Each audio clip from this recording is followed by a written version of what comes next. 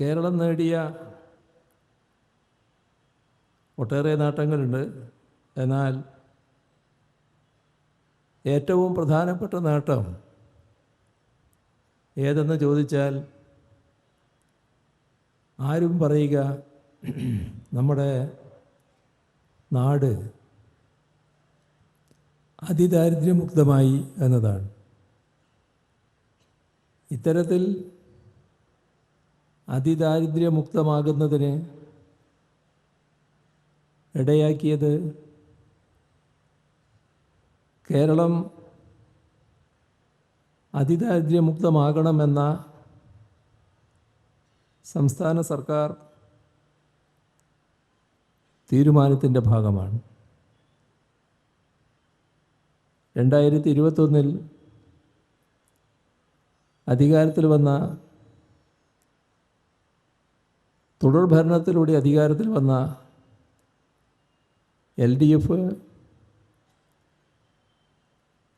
കേരളത്തിൽ 64,006 കുടുംബങ്ങളാണ്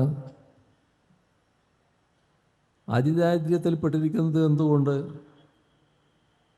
അവരെ അതിൽ നിന്ന് മുക്തമാക്കണമെന്ന് തീരുമാനിച്ചിരുന്നു. അതിനുവേണ്ടി വിവിധ നടപടിക്രമങ്ങൾ തീരുമാനിക്കുകയുമുണ്ടായി. എന്നാൽ എടുത്തു പറയേണ്ട ഒരു കാര്യം തദ്ദേശഭരണ സ്ഥാപനങ്ങളുടെ പങ്കാണ്. തദ്ദേശഭരണ സ്ഥാപനങ്ങൾ ഒരു ഭേദചിന്തയുമില്ലാതെ തന്നെ ഈ പദ്ധതി വിജയിപ്പിക്കുന്നതിന് വേണ്ടി നല്ല പങ്കാണ് വഹിച്ചത്. അതിൻ്റെ ഫലമായി ലോകം ശ്രദ്ധിക്കുന്ന നേട്ടത്തിലേക്ക് ഉയരാൻ നമ്മുടെ സംസ്ഥാനത്തിന് കഴിഞ്ഞു. ഇത് കേരളത്തിൻ്റെ പ്രത്യേകതയാണ്. തദ്ദേശഭരണ സ്ഥാപനങ്ങൾക്കുള്ള അംഗീകാരം തദ്ദേശഭരണ സ്ഥാപനങ്ങൾക്ക് ലഭിച്ച അധികാരവും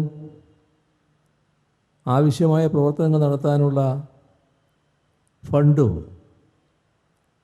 അതെല്ലാം ക്രിയാത്മകമായി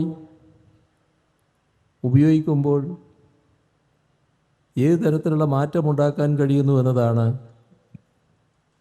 നമുക്ക് ഈ നേട്ടത്തിലൂടെ തെളിയിക്കാൻ കഴിഞ്ഞത്. ഇന്ന്